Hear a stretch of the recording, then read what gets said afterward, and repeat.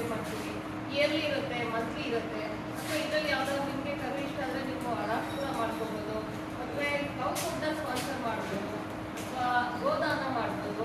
ಬೇಕಾದಷ್ಟು ಫೆಸಿಲಿಟಿ ಇದೆ. ಅಥವಾ ವಾಲಂಟಿಯರ್ ಆಗಿ ಬಂದು ನೀವು ನಮಗೆ ಸಪೋರ್ಟ್ ಮಾಡ್ಬೋದು. ಕಾಲೇಜ್ ಸ್ಟೂಡೆಂಟ್ಸ್ ಆದರೆ 30 Your Hands ಅಂತ ಒಂದು ಇವೆಂಟ್ ಮಾಡ್ತಾ ಇರ್ತೀವಿ. ಸೊ ನೀವು ಎನಿ ಸಂಡೆ ನಿಮ್ಮ ಟೀಮ್ನೆಲ್ಲ ಕರ್ಕೊಂಡು ಬಂದ್ರೆ ನಮಗೆ ಶೆಡ್ಡಿ ನೀವು ಅಥವಾ ಹೊರಗಡೆ ನಮ್ಮ ಗಿಡಗಳೇನಿದೆ ಅದನ್ನು ನೀಟ್ ಮಾಡೋದ್ರಿಂದಲೂ ನಮಗೆ ಅದು ಹೆಲ್ಪ್ ಮಾಡ್ಬೋದು.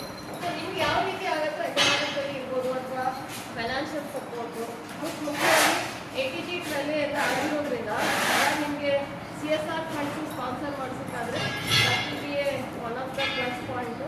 ಸೊ ದಟ್ ಏನಂದರೆ ನಿಮ್ಮೆಲ್ಲ ಸಹಾಯದಿಂದ ನಾವು ಇನ್ನೊಂದಷ್ಟು ಹಸುಗಳಿಗೆ ಇದರ ಅವಶ್ಯಕತೆ ಇರೋ ಕರುಗಳಿಗೆ, ಅನಾಥವಾಗಿರೋ ಕರುಗಳಿಗೆ ನಾವು ಒಂದು ಆಧಾರ ಆಗ್ತದೆ.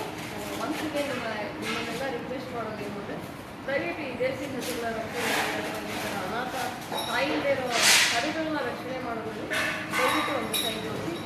ಡೀಟೇಲ್ಸ್ ಎಲ್ಲ ಶೇರ್ ಮಾಡ್ತೀನಿ. ನಿಮಗೆ ಆಗಿದ್ದ ರೀತಿಯಲ್ಲಿ ದಯವಿಟ್ಟು